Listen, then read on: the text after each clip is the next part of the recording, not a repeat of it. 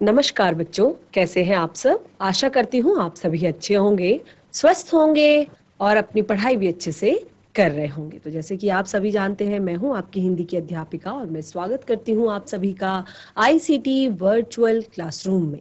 और आज हम यहाँ पर एकत्रित हुए हैं पढ़ने के लिए क्लास 7th की हिंदी।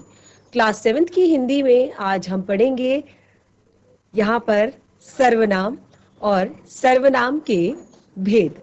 सर्वनाम के भेदों को हम यहाँ पर डिस्कस कर रहे हैं। तो सर्वनाम के भेदों में हमने यहाँ पर संबंधवाचक सर्वनाम और जो हमारे निजवाचक सर्वनाम, निश्चयवाचक सर्वनाम, अनिश्चयवाचक सर्वनाम और पुरुषवाचक सर्वनाम, जो ये भेद है, इनको हमने यहाँ पर पढ़ा और साथ ही इन भेदों को हमने डिस्क्राइब भी किया और इनकी एग्जाम्पल्स भी आप लोगों को बताए। तो आगे कंटिन्यू करेंगे हम अपने इस टॉपिक को। बिल्कुल रेडी हो जाइए आप सभी, कॉपी पेन पेंसिल लेकर चलते हैं स्मार्ट बोर्ड की तरफ और शुरू करते हैं अपने आज का सेशन। सभी बच्चे ध्यान पूर्वक पढ़ेंगे और समझने का प्रयास करेंगे।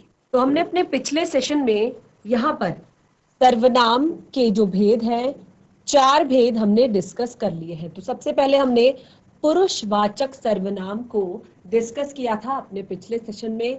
तो जो सर्वनाम शब्द बोलने वाले व्यक्ति, सुनने वाले व्यक्ति या जिसके विषय में कहा जाए उसका बोध कराते हैं, उसे पुरुषवाचक सर्वनाम कहा जाता है।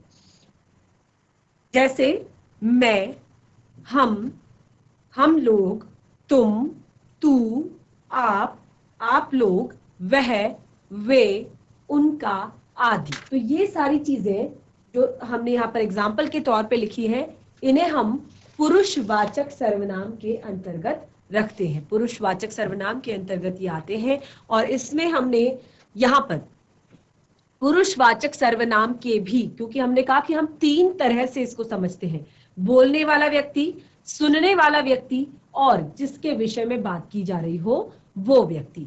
तो इसी के कारण हमने इसको 3 भेदों में हमने यहाँ पर बांटा और वो 3 भेद है उत्तम पुरुषवाचक सर्वनाम, अगला है मध्यम पुरुषवाचक सर्वनाम,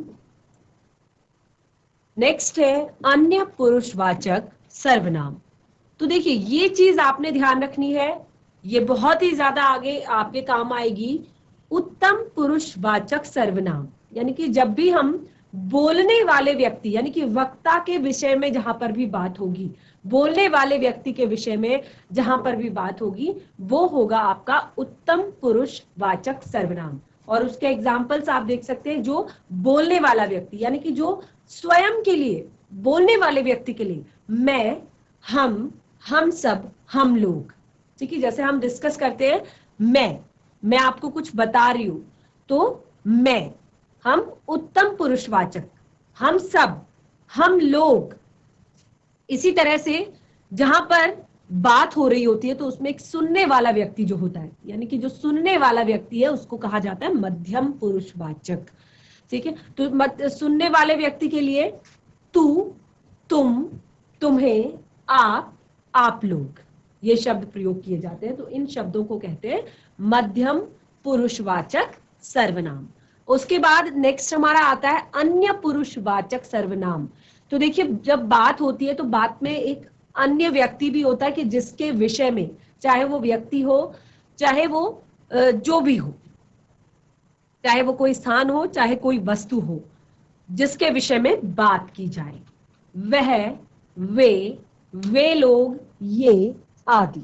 तो यह है आपका पुरुषवाचक सर्वनाम के 3 भेद हमने यहाँ पर क्लियर किए। उसके बाद हमने निश्चयवाचक सर्वनाम, जो नेक्स्ट भेद है, जो सर्वनाम शब्द पास या दूर की वस्तु, व्यक्ति की ओर निश्चित संकेत करते हैं। जैसे एग्जाम्पल के तौर पर आप देख सकते हैं, यह मेरी, यह तुम्हारी पुस्तक है, वह हमारा विद्यालय है, यह मेरा घर है, वह मेरी कार है। बिल्कुल निश्चित दूरी आपको यहाँ पर दर्शाई गई है, निश्चित दूरी की ओर संकेत किया गया है।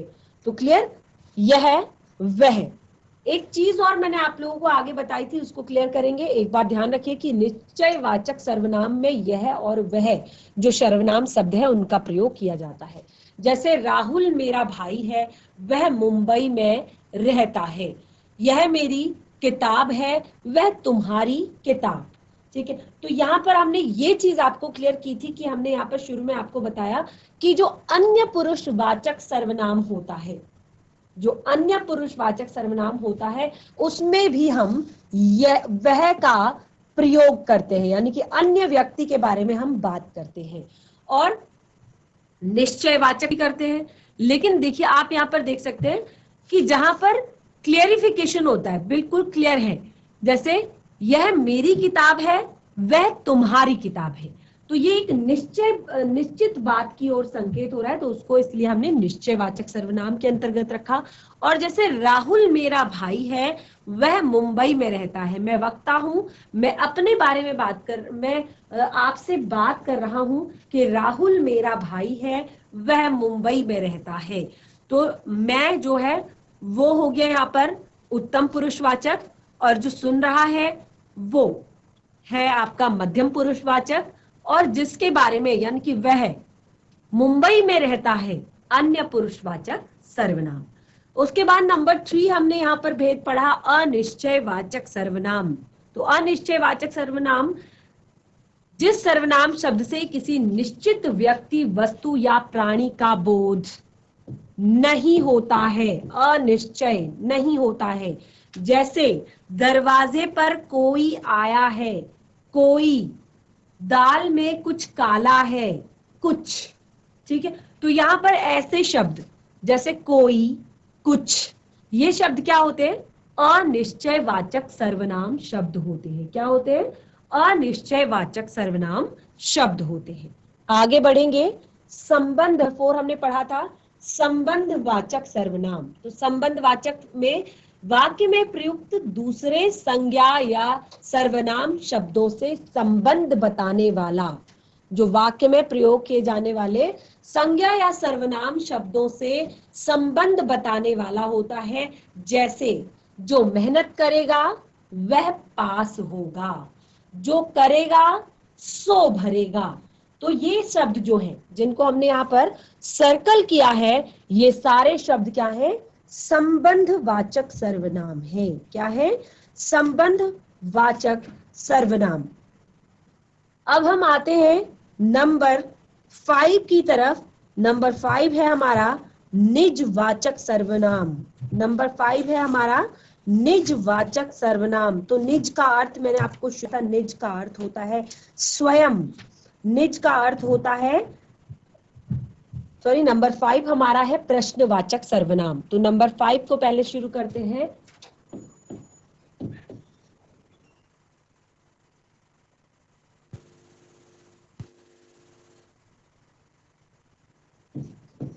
प्रश्नवाचक सर्वनाम।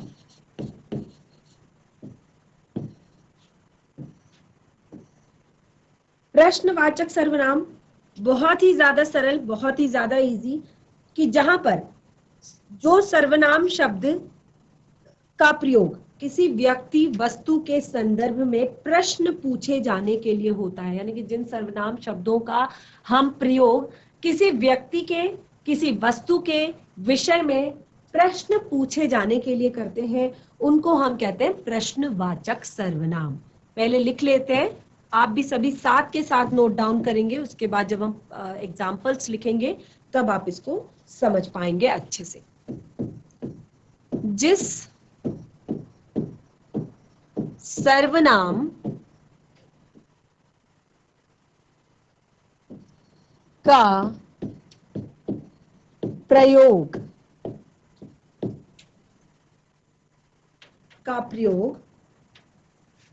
किसी व्यक्ति, वस्तु के विषय में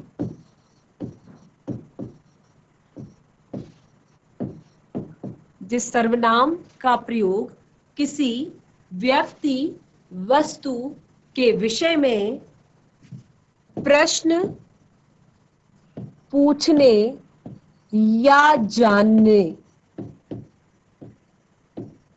प्रश्न पूछने या जानने का जानने के लिए किया जाता है उसे प्रश्नवाचक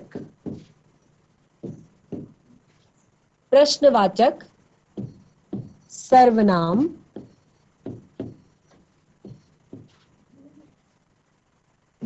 कहते हैं। उसे प्रश्नवाचक सर्वनाम कहते हैं। तो जिस सर्वनाम का प्रयोग किसी व्यक्ति वस्तु के विषय में प्रश्न पूछने या जानने के लिए किया जाता है उसे प्रश्नवाचक सर्वनाम कहते हैं। एग्जाम्पल, जैसे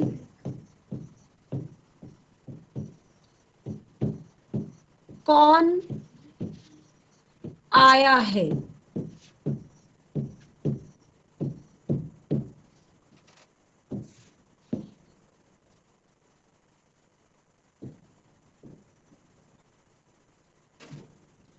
आज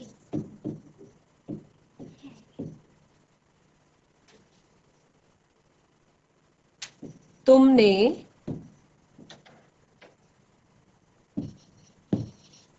क्या खाया। कौन आया है, आज तुमने क्या खाया। तो यहां पर कौन और क्या, ये जो शब्द है कौन और क्या, ये है आपके प्रश्नवाचक सर्वनाम। देखिए, जिस सर्वनाम शब्द का प्रयोग, ध्यान पूर्वक समझिएगा, व्यक्ति वस्तु के विषय में प्रश्न पूछने या जानने के लिए किया जाता है उसे प्रश्नवाचक सर्वनाम कहते हैं। उसे प्रश्नवाचक सर्वनाम कहते हैं। क्लियर सभी को? नंबर 5 है हमारा, 6 है हमारा निजवाचक सर्वनाम।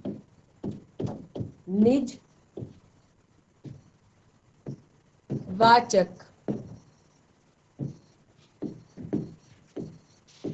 सर्वनाम।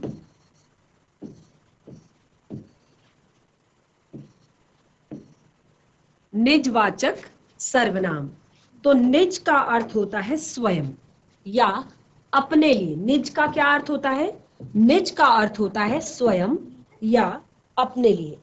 तो देखिए, जो सर्वनाम शब्द कर्ता के साथ अपनेपन का बोध कराता है, जो सर्वनाम शब्द कर्ता के साथ, पहले लिख लीजिए, जो सर्वनाम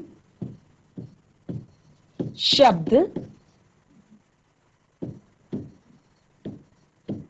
कर्ता के साथ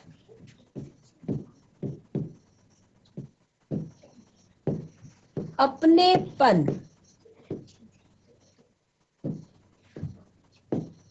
का कर्ता के साथ अपनेपन का बोध कराता है,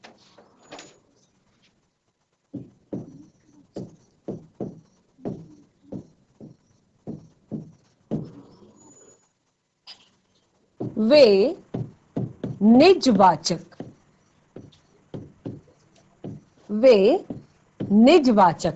जो सर्वनाम शब्द कर्ता के साथ अपनेपन का बोध कराते हैं, वे निजवाचक सर्वनाम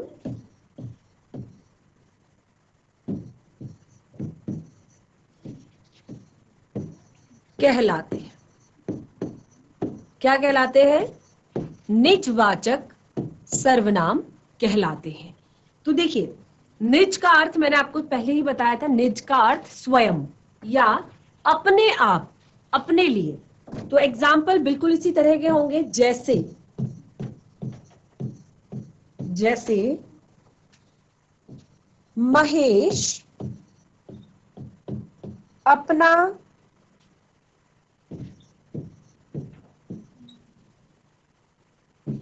काम स्वयं करता है।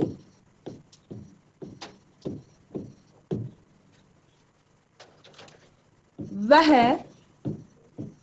अपने आप विद्यालय आ गया। अपना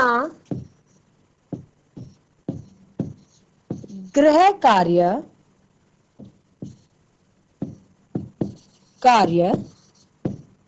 स्वयं करती है। ठीक है, तो यहां पे आप देखेंगे महेश अपना काम स्वयं करता है। ठीक है, वह अपने आप विद्यालय आ गया। रिया अपना गृह कार्य स्वयं करती है।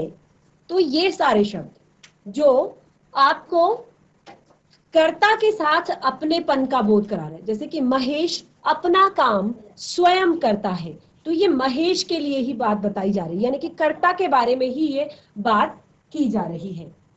वह अपने आप विद्यालय आ गया। रिया अपना गृह कार्य स्वयं करती है। तो इस तरह से क्लियर, सभी को निजवाचक सर्वनाम क्लियर हो चुका है। तो इस तरह से हमने यहाँ पर सर्वनाम के 6 भेद,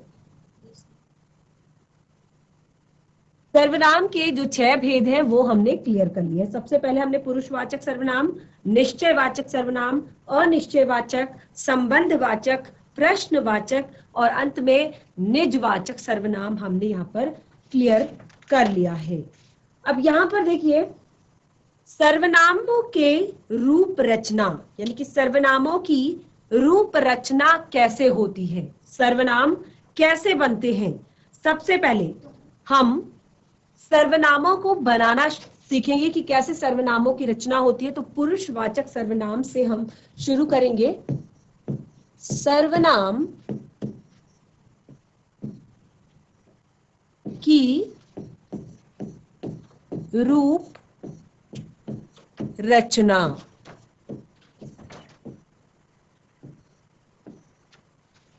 सबसे पहले पुरुषवाचक,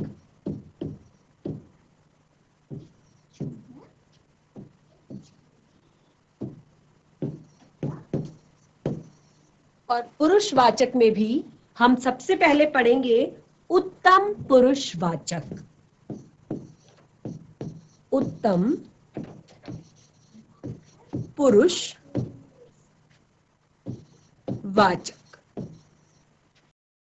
और उत्तम पुरुषवाचक के एग्जाम्पल्स क्या होते हैं, कौन कौन से शब्द ऐसे होते हैं जो उत्तम पुरुषवाचक के अंतर्गत आते हैं। उत्तम पुरुषवाचक अर्थात जिस शब्द को हम कर्ता स्वयं के लिए, वक्ता जो होता है वो वक्ता या लेखक स्वयं के लिए प्रयोग करता है। तो यहां पर शब्द है मैं। ठीक है, शब्द क्या है, मैं। सबसे पहले हम लिखेंगे कारक, उसके बाद एक वचन,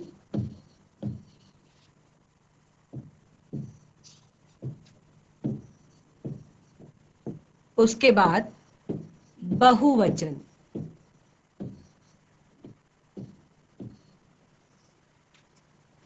तो सबसे पहले कारक, तो सबसे पहला कारक क्या होता है, कर्ता कारक। ठीक है, पहला कारक क्या होता है, कर्ता कारक। तो इसमें एक वचन में मैं या मैंने, कर्ता कारक में एक वचन क्या होगा, मैं या मैंने, क्योंकि यहाँ पर जो है कर्ता कारक है तो उसके लिए एक वचन होगा मैं या मैंने। और बहुवचन क्या होगा, हम, हमने,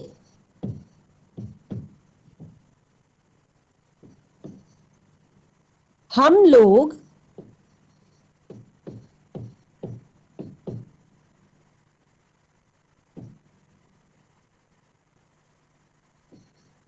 हम लोगों ने, ठीक है।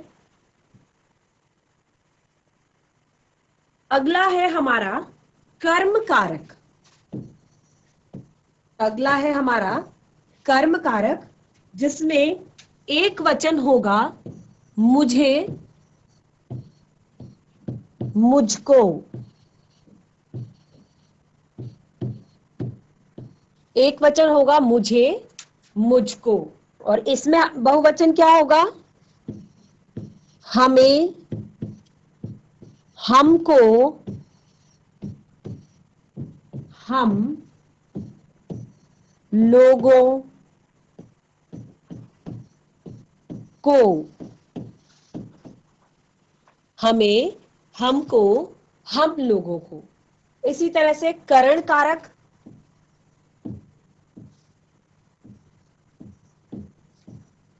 करण कारक में क्या होगा? मुझसे,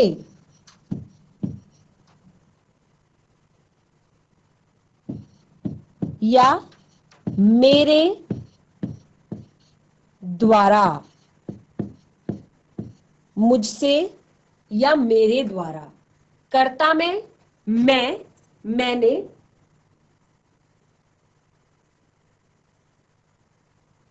कर्म में मुझे, मुझको। करण में मुझसे, मेरे द्वारा, ठीक है। और इसे बहुवचन में कैसे लिखेंगे? हमसे, हमारे द्वारा,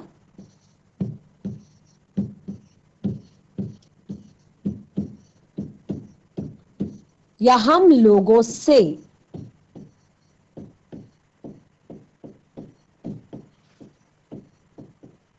ठीक है। इसी तरह से संप्रदान।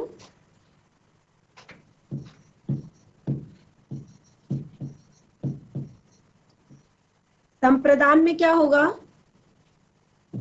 मुझको,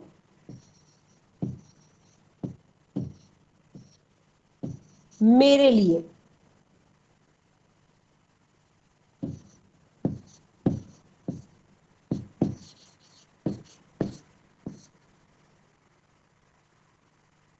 हमारे लिए,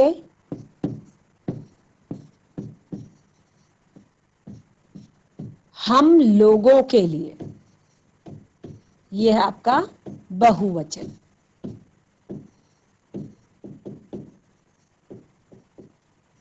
ठीक है।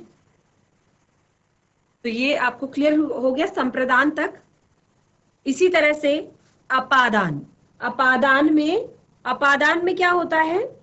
सेम शब्द प्रयोग होगा जिस तरह से यहां पर करण तत्पुरुष में हुआ था। तो इसमें क्या होता है? जो अपादान होता है, अपादान का जो अर्थ होता है पृथक्करण। अपादान का अर्थ क्या होता है? पृथक्करण। और करण में क्या होता है? एक साधन बताया जाता है। करण में क्या होता है? एक साधन बताया जाता है। जैसे चाकू से फल काटा जाता है। चाकू से फल काटा जाता है। हमने एग्जाम्पल, आप आगे पढ़ेंगे, जब आप कारक पढ़ेंगे तो आपको ये सारी चीजें और भी अच्छे से क्लियर हो जाएंगी। तो यहां पर हमने कहा कि अगर करण में मुझसे शब्द का प्रयोग होता है तो आगे अभी आप यहां पर देखेंगे अपादान। यहीं पे इसको क्लियर करते हैं। अपादान। अपादान में क्या होता है? सेम, मुझसे। और ये क्या दर्शाता है? यहां पर ये पृथकता दर्शाता है।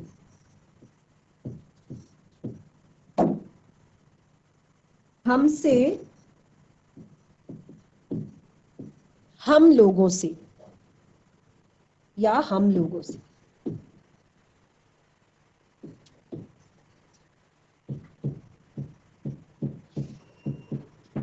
से, सेम, ये भी पृथकता,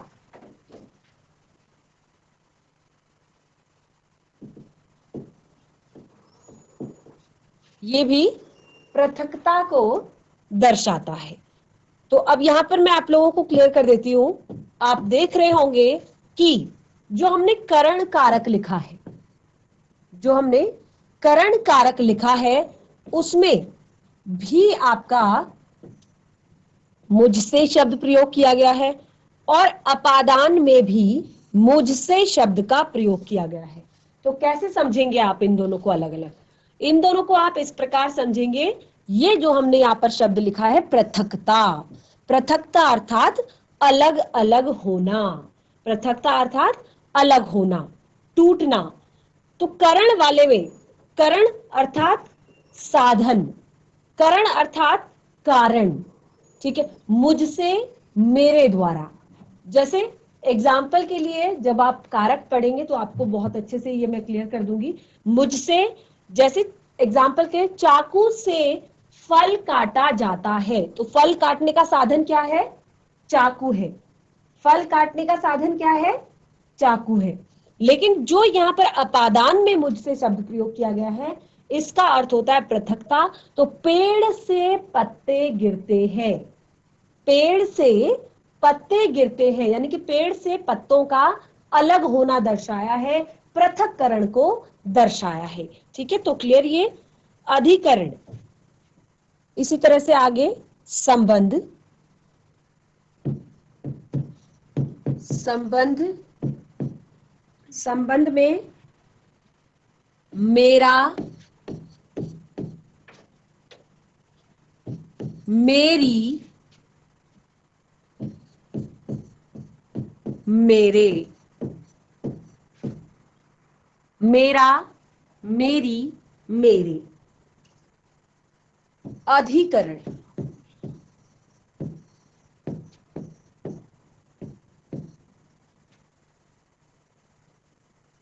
मुझ में, मुझ पर। तो देखिए इनका बहुवचन कैसे लिखेंगे? हमारा, हमारी, हमारे। अधिकरण में मुझ में, मुझ पर, तो इसमें होगा हम में, हम पर, हम में, हम पर। क्लियर? ये है आपका पुरुषवाचक सर्वनाम में उत्तम पुरुष के बारे में हमने यहां पर क्लियर किया। तो किस तरह से कर्ता, कर्म, करण, संप्रदान, अपादान, संबंध और अधिकरण, ये सारे हमने यहाँ पर क्लियर कर दिए हैं। इसी तरह से मध्यम पुरुष में और इसी तरह से अन्य पुरुष में, ये आप आगे खुद से लिखेंगे, ये आपके लिए होमवर्क है।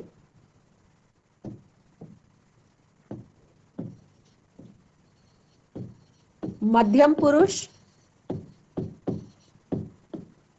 और अन्य पुरुष,